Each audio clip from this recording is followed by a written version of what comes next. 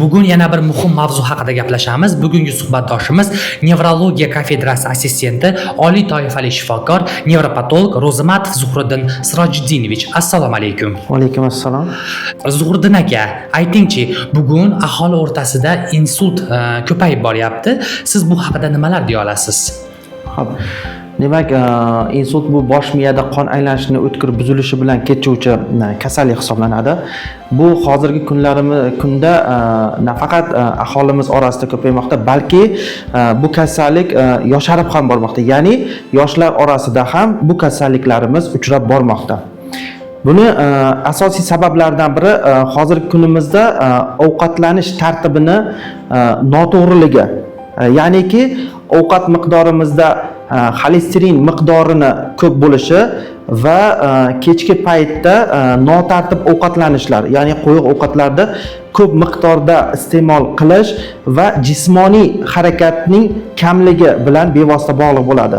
Shu hisobiga yoshlar orasida hozirgi kunda qon bosimini ortishi balandlab bormoqda va shuning natijasi o'laroq insult kasalliklarimiz yosharib bormoqda. Yoshi katta insonlarimizda ham bu kasalliklar ortib bormoqda. Sabab muntazam ravishda ichishi lozim bo'lgan dorilar, ya'ni qon bosimini tushiruvchi, qonni suyultiruvchi va qonda xolesterin miqdorini, ya'ni xolesterinlar ham bo'linadi, yaxshi sifatli, yomon o'sha yomon xolesterinlarga, aynan shu yomon xolesterinlar miqdorini kamaytiruvchi dorilarni muntazam iste'mol qilmasligi yotadi. Ya'ni bu dorilarni doimiy ravishda iste'mol qilish kerak, lekin yoshi katta insonlarimiz bu dorilarni muntazam ichmay ma'lum vaqt ichishyaptilarda, keyin to'xtatib qo'yishyaptilar. Shuning natijasida yuqoridagi kabi insultlar, ya'ni bosh miyada qon aylanish buzilishi kasalliklar ortib bormoqda.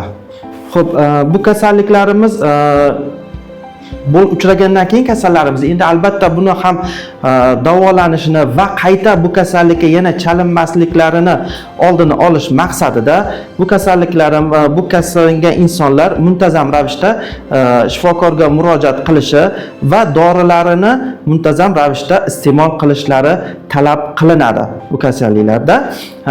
Asosan insult kasalliklarimizni davolagandan keyin reabilitatsiya bosqichi bo'ladi. Reabilitatsiya bosqichini yaxshi olib borish kasallikdan to'la sog'ayishda asosiy va muhim rol o'ynaydi. Shuning uchun kasallarimizga shu qaysi tomonlama zararlangan bo'lsa, qo'l oyoqlarda shu tomonlama massaj, fizioterapevtik muolajalar va o'zlari ham shu tomonda bo'lgan qo'l oyoqda bo'lgan harakatlarni tiklash maqsadida jismoniy mashqlar, yuklamalar berishga ko'proq e'tibor beriladi va rejali ravishda davolanish olib boriladi. Albatta qattiq ta'kidlanadi, qon suyultiruvchi davleniya va xolesteringa qarshi dori vositalarini muntazam ravishda iste'mol qilish va albatta ovqatlanish tartibiga muhim e'tibor berish tavsiya etib boriladi bemorlardan.